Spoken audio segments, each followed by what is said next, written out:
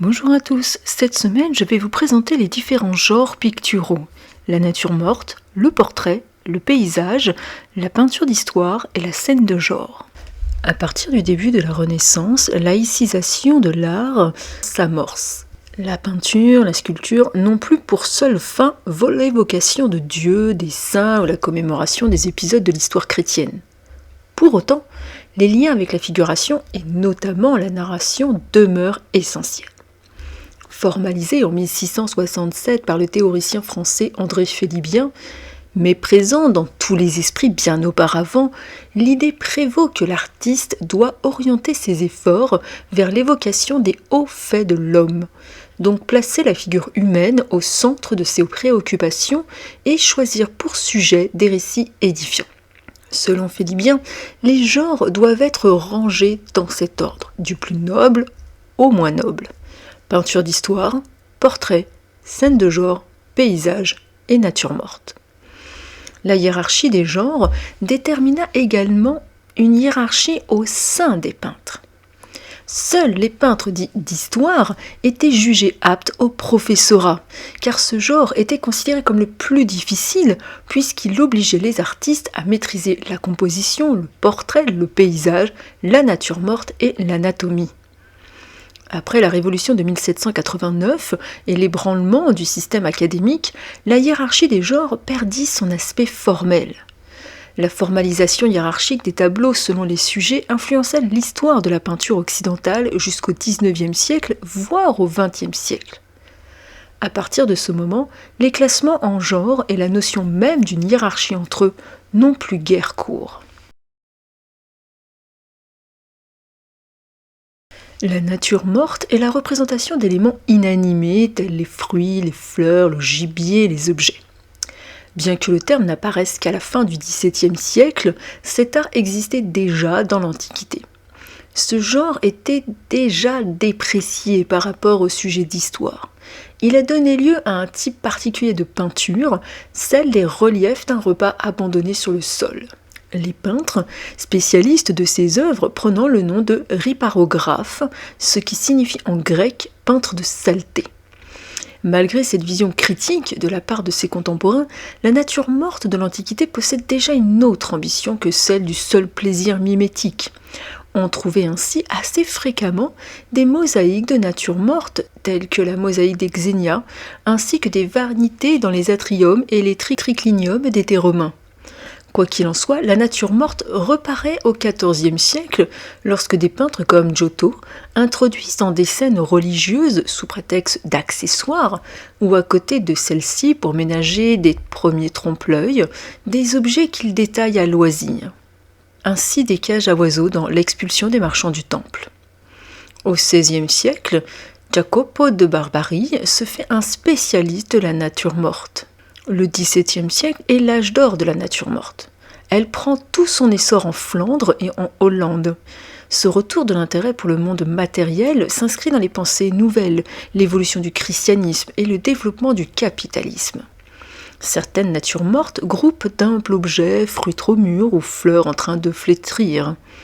Par exemple, dans cette œuvre du Caravage, on voit que les matières et les fruits sont humbles, que les pommes sont trop mûres et les feuilles flétries. D'autres tableaux montrent des végétaux épanouis, des mets rares, des coupes précieuses. Dans cette œuvre, par exemple de Boscaert, 30 variétés de fleurs composent ce bouquet. L'iris jaune qui couronne l'ensemble, ainsi que les tulipes, rares au XVIIe siècle, sont particulièrement précieux. La signification est analogue dans les deux cas, un rappel de la vanité des choses. Au sens strict, la vanité est une nature morte qui, explicitement, évoque la proximité de la mort. Dans l'œuvre du Caravage, les fleurs fanées indiquent la fuite du temps, l'échéance inéluctable. Dans le tableau de Boscaert, l'ancien des insectes, animaux éphémères, rappelle la brièveté de la vie. Cette vanité de Philippe de Champagne résume très bien cette idée. Le sable qui s'écoule mesure le temps. La tulipe qui se flétrit symbolise l'évanescence de la beauté. Et le crâne rappelle au spectateur ce que, bientôt, il sera lui-même. Au XVIIIe siècle, en France, la représentation d'objets passe du symbolisme à l'esthétisme et vice-versa. Un artiste comme David, au tournant des années 1800, se veut décidément peintre d'histoire. Pourtant, il introduit volontiers dans ses toiles, comme le faisait Giotto, des morceaux de nature morte. Leur qualité est telle qu'on sent qu'il est peint avec délectation. Au XIXe siècle, la nature morte continue à avoir une moindre valeur économique. Lorsque Manet reçoit une commande pour une petite nature morte aux asperges, il est surpris de voir le commanditaire le payer plus que convenu. L'artiste envoie une seconde nature morte, cette fois une asperge unique. À croire que Manet culpabilisa d'être payé et se sentit contraint de rendre la monnaie. Quoi qu'elles représentent, les natures mortes sont appréciées d'abord pour leur capacité à donner l'illusion de vrais objets, une capacité qui triomphe dans le genre du trompe-l'œil. Pour montrer leur habileté, les artistes aiment à peindre des objets en déséquilibre.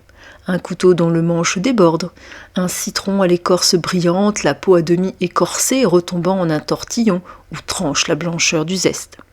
Ou, dans le tableau de Manet, la queue de l'asperge qui dépasse légèrement. Au XXe siècle, la nature morte devient un thème avant-gardiste. Les artistes emploient des objets du quotidien, jouant sur la recherche formelle, la perspective, la couleur, la lumière. Dans le pop art, l'objet symbolise à lui seul la société de consommation. Avec le cubisme, le futurisme ou le dadaïsme, les objets sont observés en tous sens, sous plusieurs angles et simultanément. L'exemple du difficile développement du paysage dans la peinture occidentale est révélateur de la primauté que celle-ci accorde à la figure humaine. Alors que dans la peinture asiatique, en Chine particulièrement et depuis très longtemps, le paysage est un thème fondamental, ce sujet n'émerge en Europe difficilement qu'après la fin du Moyen-Âge. Dans l'Antiquité, le paysage sert seulement de fond à une scène narrative. Au Moyen-Âge, le paysage prend une connotation religieuse afin de rappeler aux fidèles que Dieu est le créateur de l'univers.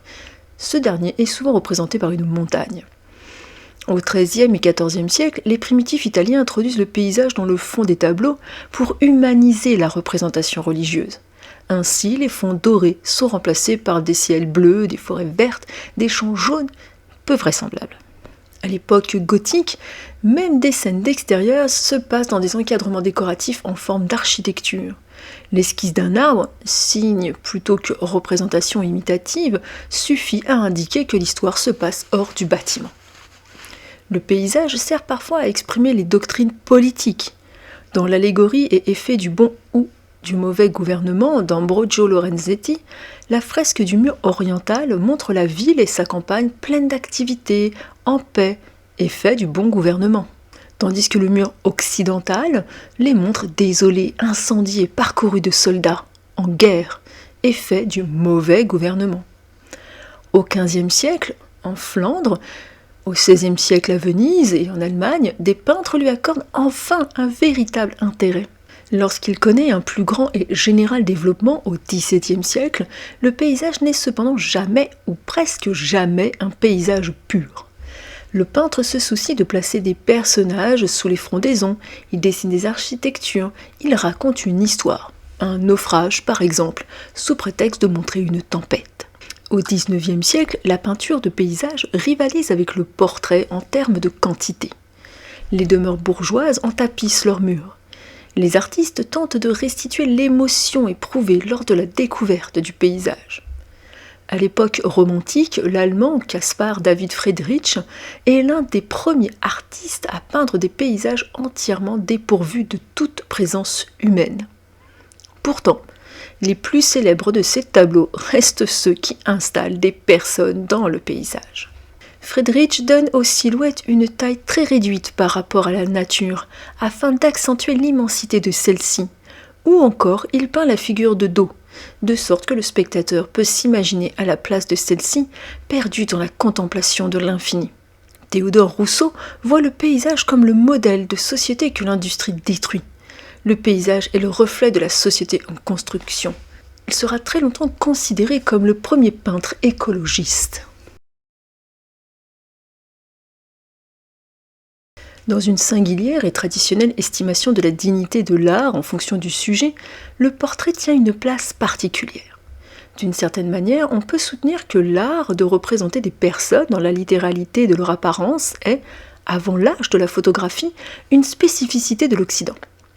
Sauf exception, en effet, l'art islamique, l'art juif, hostile à la représentation humaine pour des raisons religieuses, ignore cette pratique.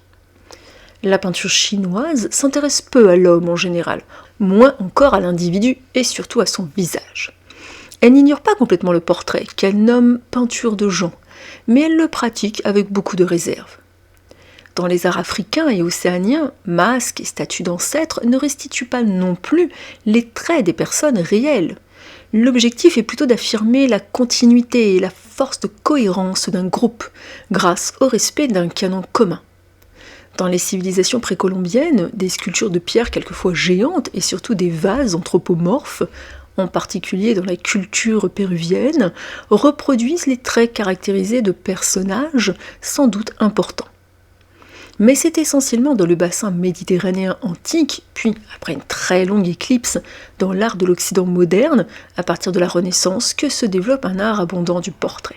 L'époque antique est une période où l'existence du portrait est méconnue, mais elle est bien présente, même si elle n'existe pas en tant que genre en peinture. En Égypte antique, le portrait existe, mais il est destiné aux morts. Il n'est donc pas visible des vivants. La taille des personnages peints dépend de leur position sociale. La tête et le corps sont représentés de profil, mais l'œil reste de face ainsi que les épaules. Les couleurs ne sont pas non plus appliquées au hasard, elles suivent un code spécifique. Les portraits du Fayoum étaient placés sur la tête des momies. Le monde grec se sert du portrait pour donner une apparence humaine aux dieux. Les Romains pratiquent le portrait comme en témoigne la fresque de Pompéi illustrant le boulanger Terentius Neo et son épouse.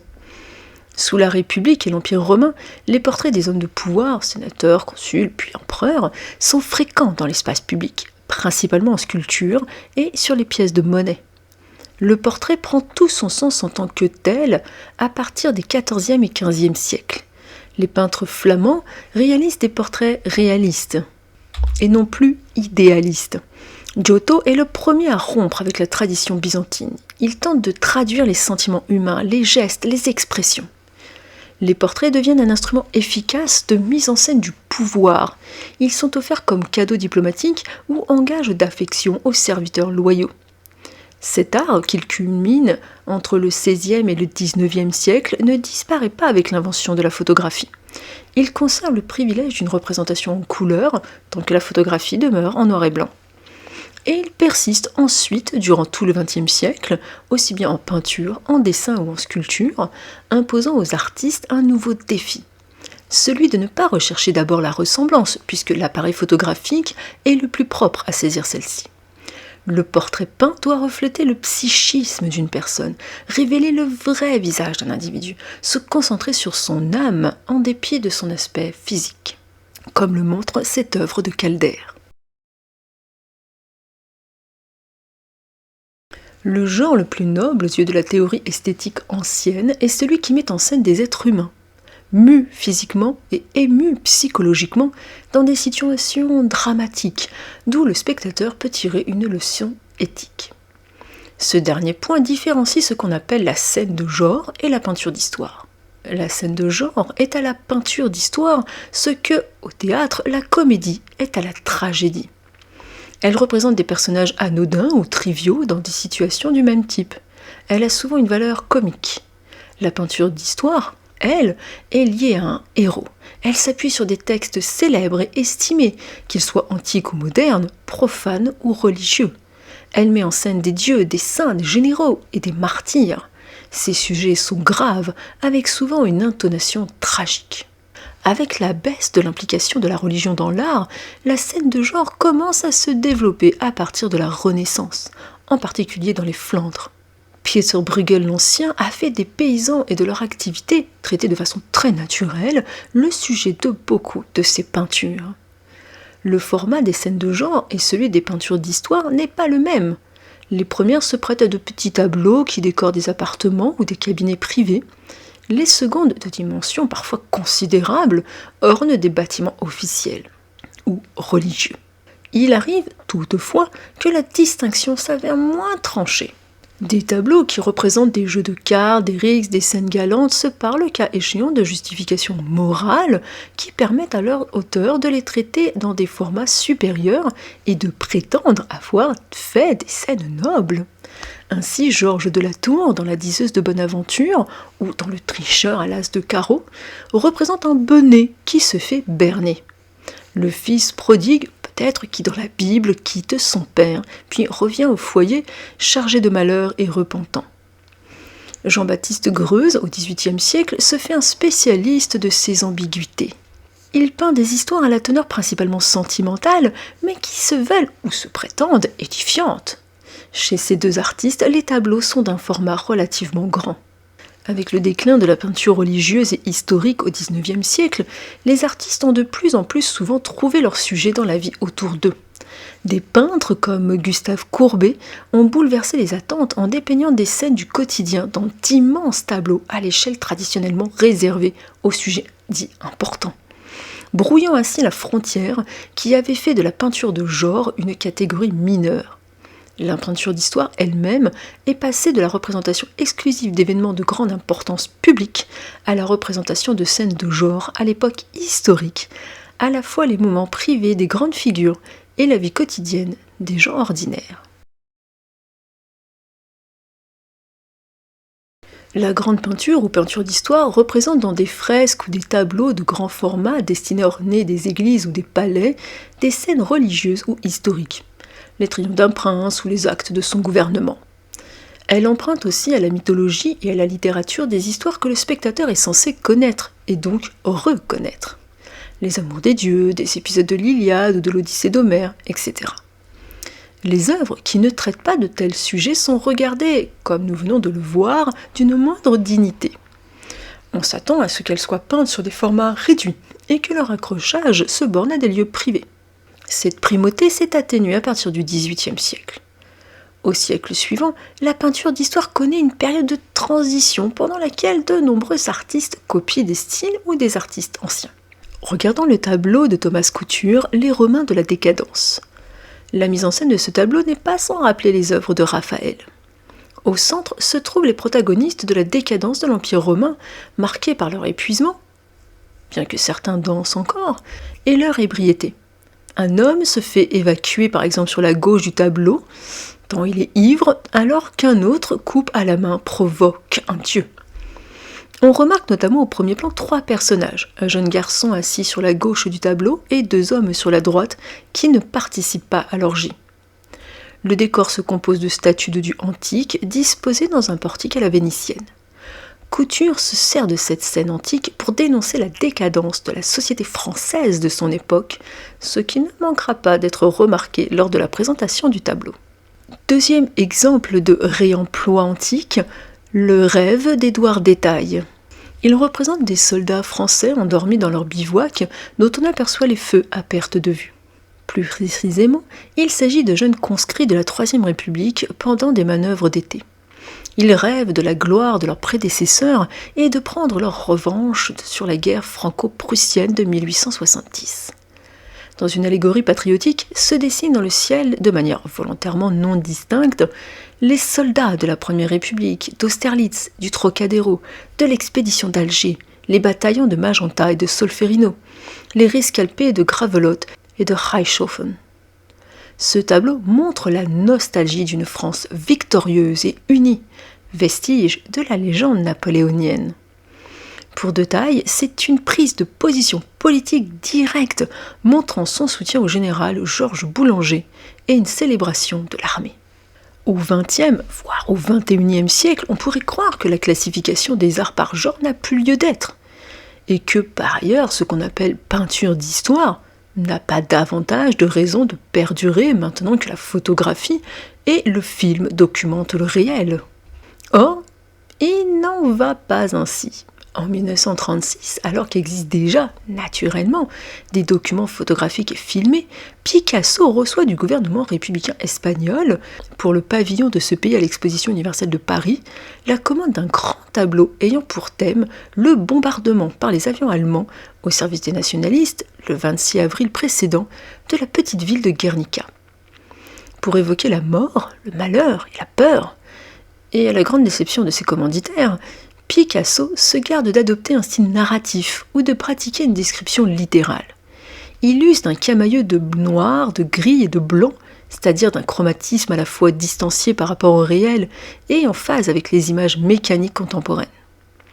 La destruction des formes et de l'espace fait écho au chaos provoqué par les bombes venues du ciel, l'atmosphère nocturne, alors que le bombardement réel a eu lieu de jour, confirmé par la figure féminine, sans doute qui porte une chandelle, et par une lampe intacte, semblable à un gros œil ouvert sur le désastre, accentue l'atmosphère dramatique.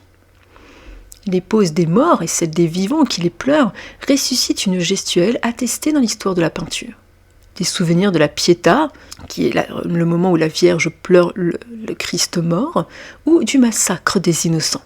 Le cheval blessé, monture du Picador, emblématique de l'Espagne, partage le malheur des hommes. Le taureau, animal des corridas, mais aussi avatar du Minotaure, figure centrale de la mythologie de Picasso durant ces années, se dresse dans cette scène comme un témoin, celui qui avertit la postérité d'avoir à se souvenir. Les mêmes principes, usage du noir et du blanc, ainsi que d'une géométrie fracturée, serviront de nouveau aux peintres en 1945 pour évoquer la découverte des cadavres dans les camps d'extermination. Je vous remercie d'avoir visionné cette introduction au genre pictural. En attendant de vous retrouver, je vous souhaite une agréable fin de semaine.